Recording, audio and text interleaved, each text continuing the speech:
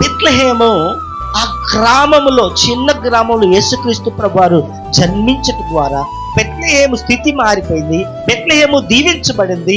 ఆ బెత్లెహేము ఇప్పటికీ కూడా ఒక ప్రసిద్ధికి చెందినటువంటి పట్టణ ప్రాంతంగా మార్చబడింది. ఈరోజు మనం ఒక జ్ఞాపకం చేస్తాం, అయూదుల రాజుగా పుట్టిన దేవుడు మన హృదయాల్లో జన్మిస్తాడు. చిన్నవారమైన మన జీవితాలు కూడా ఆయన ఏం చేస్తాడండి?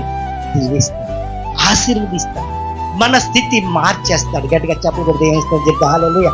మన పరిస్థితిని ఆయన మార్చేస్తాడు. మన జీవితాల్లో యేసుక్రీస్తు ప్రభువారు జన్మించినట్లుగా మనం మన హృదయాలను తెరవాలి. ప్రభువా, నీవు నా హృదయంలో జన్మించావు, బెత్లెహేములో నీవు జన్మించావు, నా హృదయంలో కూడా నీవు జన్మించు తండ్రి అని మనం దేవుణ్ణి వేడుకోవాలి. బెత్లెహేమును కోరుకున్నాడు ఆయన, నిన్ను కూడా ఆయన, నన్ను కూడా ఆయన కోరుకున్నాడు. మన హృదయాల్లో నివసించాలని ఆయన ఆశ పడుతున్నాడు.